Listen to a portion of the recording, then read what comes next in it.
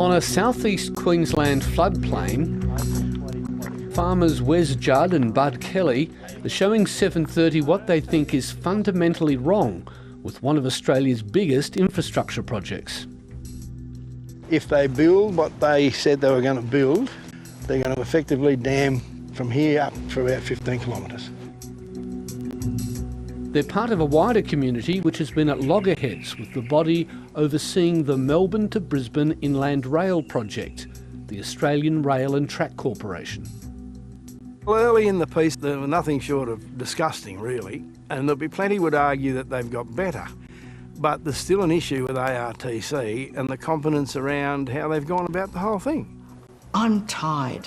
I'm tired of fighting stupidity in government decisions. These critics now feel they've been vindicated. It's not a bad project, but it's just been managed really badly. It's an example of everything that can go wrong in the management of a major infrastructure project. A recent independent review found the project had been plagued by cost blowouts and delays.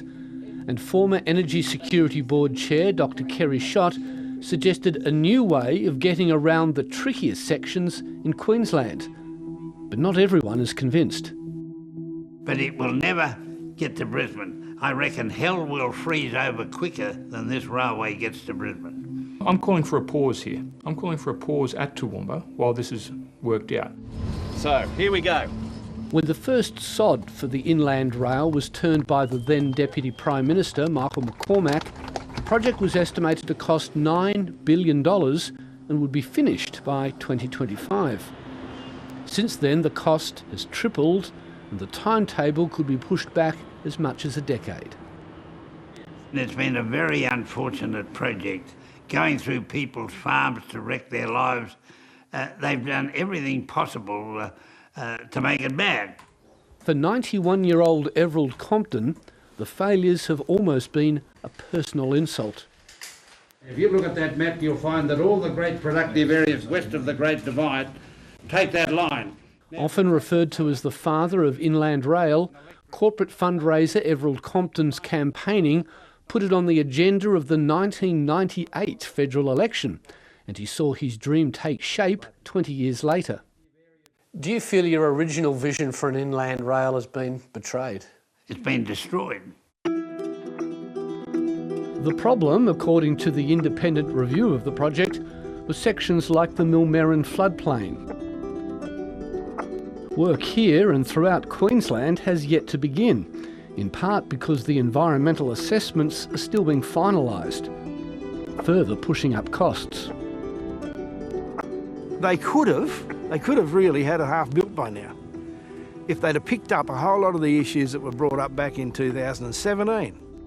The industry has been watching this happen for a long time, and we've had very serious concerns about various aspects of this project for a long time. The board, in particular, appeared to lack the skills that are required for a massive infrastructure project of this type. Inland rail is a safe, reliable and efficient freight transport solution directly connecting Melbourne and Brisbane in less than 24 hours. Dr Schott offers a number of solutions, including setting up a new subsidiary body to oversee the project.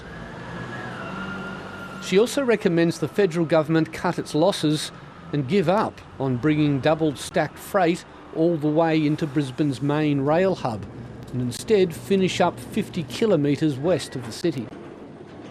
It's understandable in some ways because of urban encroachment, because of the costs of building new rail through existing urban areas. So where's the railway line from here?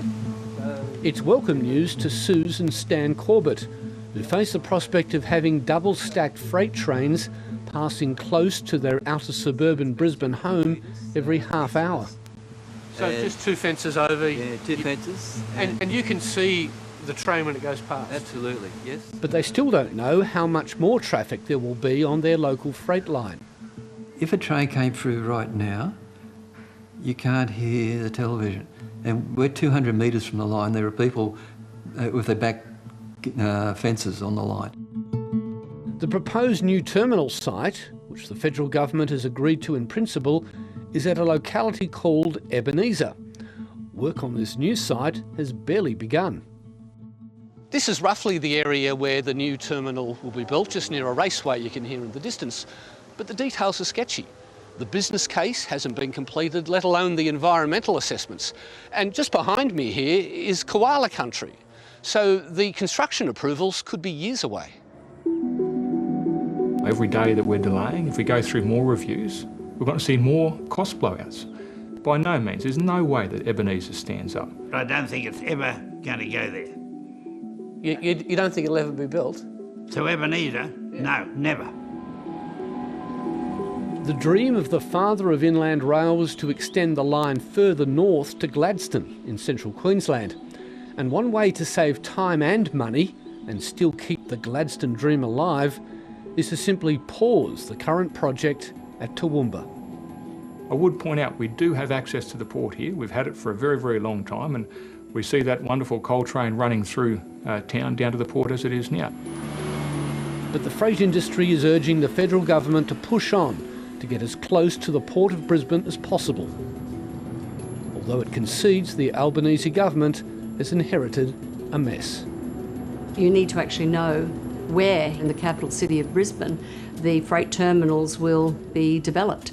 It is astonishing that those decisions weren't made, as Dr. Schotter said in her report, before construction began.